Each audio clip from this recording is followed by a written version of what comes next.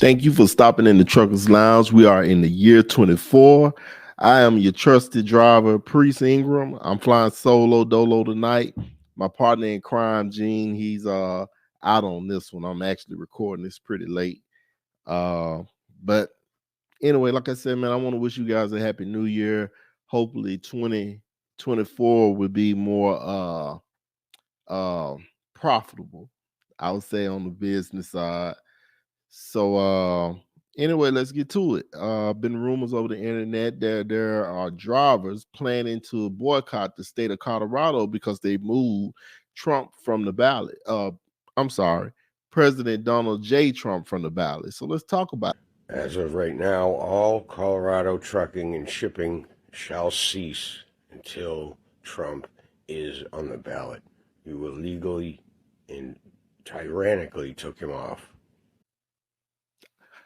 I honestly don't think I have a problem with this, and I'm going to explain why later. But just to give you an update on what's going on, it's a elitist political warfare, what I like to refer to it as. Um, Colorado, about a week or so ago, they removed Trump from the 2024 ballot to keep him from running in the state of Colorado. And that's what the video was about. That the truckers they're planning to boycott Colorado because they removed Trump from the ballot. But it's not just Colorado, Maine, the state of Maine. A couple of days ago, it was reported that they have removed Trump from the ballot. Now, let me say this here: do I think that's wrong? Yeah, but let me explain that as well. I think it's wrong because, as for me, what I learned in the Trump era, Trump, the Trump era was so entertaining for me. My TV stayed on the news. I never watched the news so much in my life, but I learned a lot about politics by watching uh the news coverage during the Trump era.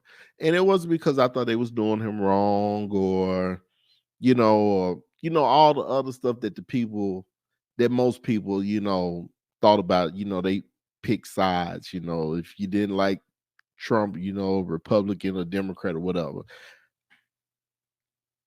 I honestly, for me, it was an eye opener because Trump era was so wide open. We never saw politics on that level before, where they actually simplify politics on a kindergarten level.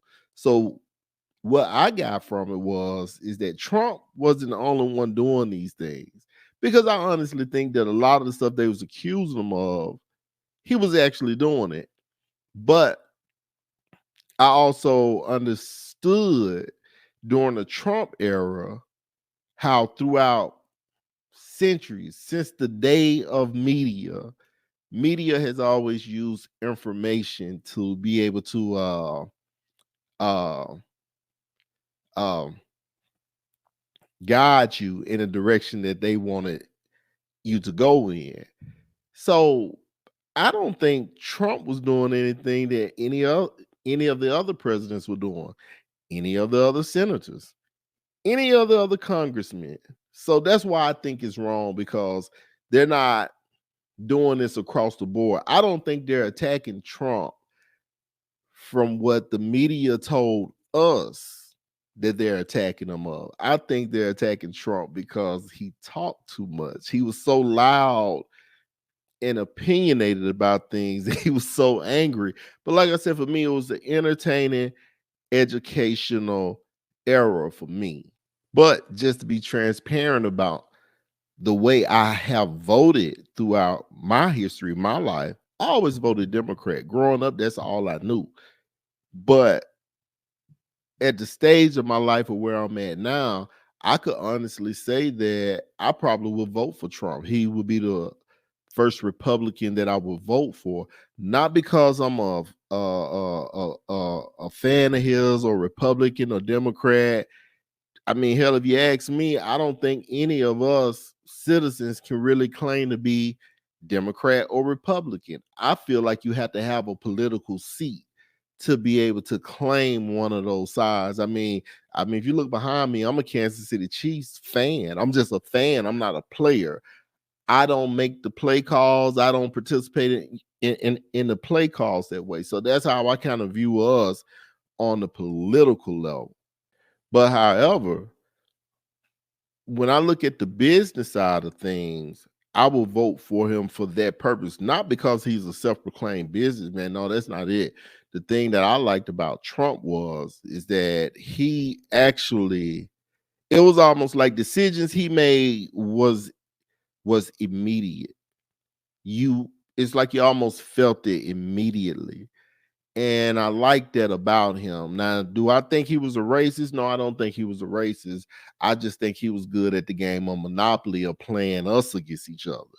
But at the same time, me being a businessman, it's more beneficial for me to vote for him than someone who's representing the Democratic Party, because what the Democratic Party did, in my opinion, this administration came in and tried to clean up a lot of what Trump did based out of anger, and it hurt a lot of people. It put a lot of people out of business in the trucking industry. So, as a businessman, it'll be in my best interest to make a business decision and vote for Trump. And that's another thing. We got to get out of our own way of this choosing which party we want to be a part of and all that. Like I said earlier, we can't claim each side. We have to vote in our interest, like what's best for us. If you're not voting that way, you're not voting with logic. You're voting with emotions, and that could be a dangerous thing because see, that's where the media ties in at. But anyway, that's my opinion on politics. I didn't come here to speak about politics. What I wanted to speak about was the boycott that the drivers are planning to have. My thing is that it takes Trump being kicked off the ballot to form some kind of unity. That's crazy to me. I know that's not the only form of unity set up, but damn, man, we done had rates cut, fuel prices that went up on us. People have went out of business due to decisions of the government. And this is what you guys want to focus on. I mean, I get it. If you're going to start this and this is going to build to something more, I'm with it. But if this is just about a protest just strictly for Trump, I just cannot be with it. I don't know the full story, but I just can't make myself get with that because it's much bigger than that. Because if you look at it, the elitists, they're sitting back there looking at it like, oh, okay, that's what turns them. That's what shifts them. That's what shifts their focus. So, uh, long as they don't build too much steam, we don't have to do anything. But if they build too much steam, boom, let's pass the speed limit mandate. Now everybody's thrown all out of whack because that's another thing that hurt us. Every time you turn around, the FMCSA is passing regulation after regulation after regulation.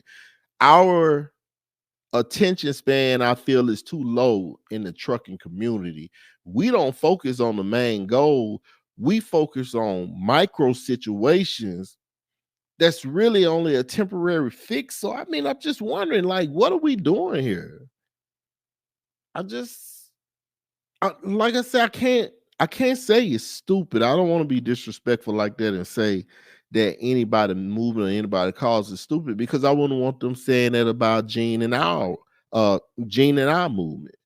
But man, we need to focus on the bigger target, man. I want the buck with all the points. I don't, you know what I mean? I just think that we got to get our focus right. I think we kind of off track because damn, if Trump being put off the ballot pisses you off, you not pissed off about the rates being cut, drivers going out of business, FMCSA passing regulation after regulation. I don't know, guys. Just if I'm wrong, let me know. If you agree with me, please let me know. But I just don't get it.